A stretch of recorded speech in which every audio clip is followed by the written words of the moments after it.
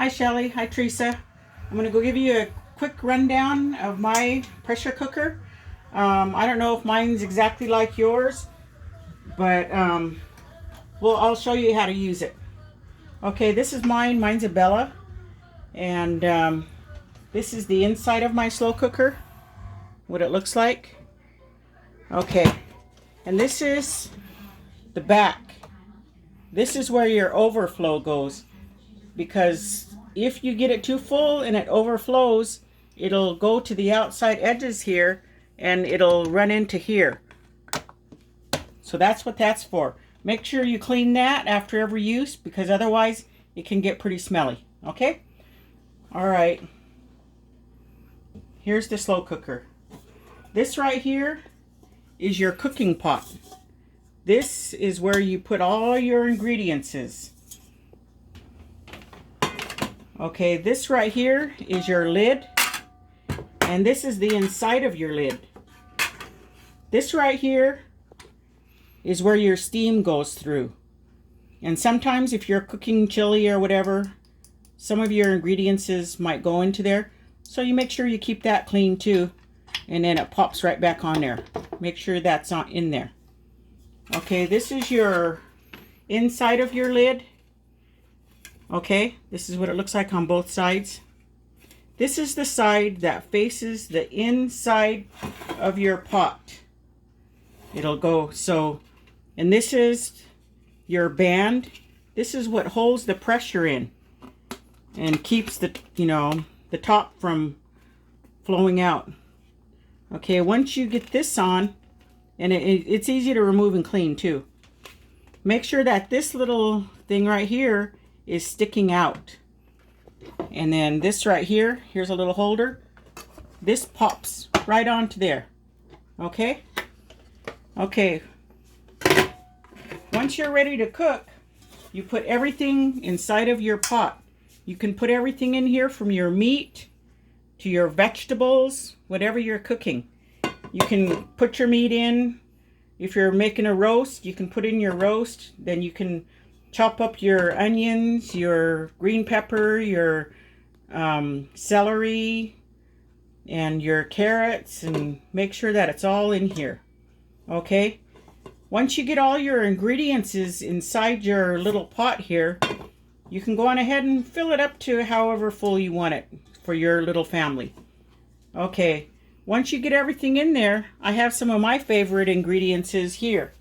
I like to put these inside my cooking. Usually I like the beef, but I'm all out of that right now. This is chicken. This is my other favorite spice. It's called garlic and herbs. Get these all from Costco.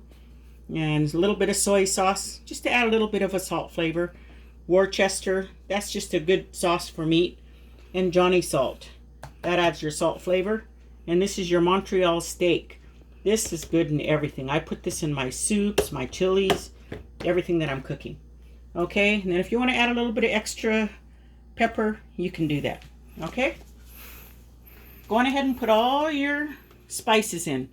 Once you get all your spices in, then you go on ahead and you can take your water. Keep it here, Valiant. Okay. And then you can spray your water right into there. And then go on ahead and put your water up to about here, or however much you want. Right here is your measurements. So you can go on ahead, never fill over this line. Okay? Because then it'll be too full and it'll overflow. Okay, once you get everything in there and everything's ready to go, then you slip this right into the main pot. Okay, this is the lid. And this is very important. I showed you how to put it together. Remember, make sure this is out. That this thing right here, this is release pressure. This is when you are ready to put your pressure on. So you make sure that's facing your little hole here. Alrighty? Okay, now we're ready to put the lid on. You put your lid on right here and you twist it. Make sure that this is facing here, because your pressure is going to have to build. Okay. This is my favorite one, the soup and stew. That's what I use most of the time. Sometimes I use the meat, but if I'm using the meat and I'm cooking like a frozen roast or whatever, you can also cook frozen foods and they'll cook just the same. Okay, you can cook a frozen roast with all your things in there, your ingredients, put it on meat, and if you're cooking chicken, then you just click it twice. Okay, like if I'm doing my meat and my roast is frozen, then you add a little bit of time. Maybe an hour and 16 minutes, an hour and 20 minutes. Okay, so you go on ahead and get that set. Your time will show right here. Okay, and if you're making like chili beans, use your stew. That'll be good for that one. And if you're making barbecue chicken, you can go on ahead and hit your chicken here. And if it's frozen, go on ahead and add a little bit of time. But if it's thawed out, you can just go on ahead and use the time that's here. Okay, once you're ready to go, then you go on ahead and you plug it in after you have all your ingredients in there and you're good to go. And then make sure that you check your overflow, make sure it's pushed in there nice and good.